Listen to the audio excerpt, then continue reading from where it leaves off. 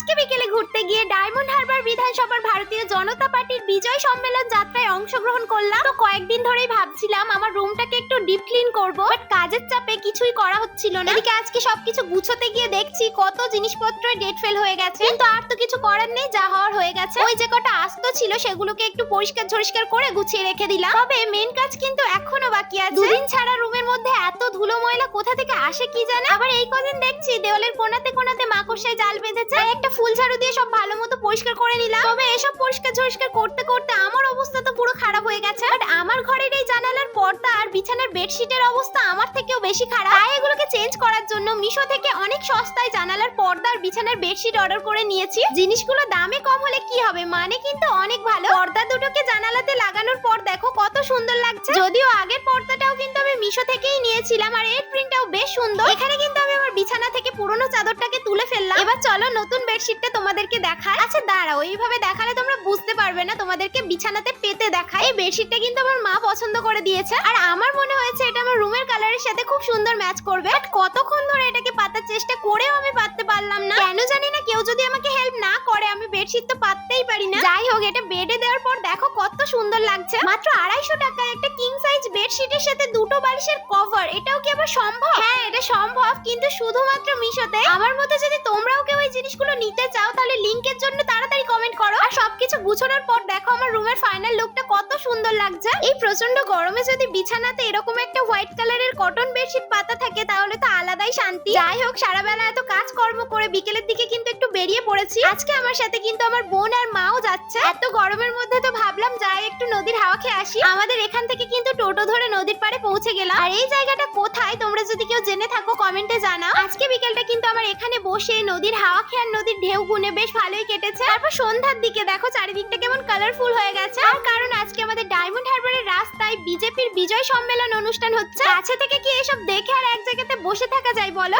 আমরাও ওই শোভাযাত্রায় যোগদান করলাম। আর এটা কিন্তু কপারহাট থেকে কেল্লার মাঠ অব্দি এসেছিল। দেন এটা ব্যাক করে যাওয়ার পর আমরা ওখান থেকে বেরিয়ে পড়ি বাড়ি ফেরার জন্য। আজকে ভিডিওটা এখানে এন্ড করছি। দেখা হচ্ছে আবার নতুন ভিডিও নিয়ে। বাই।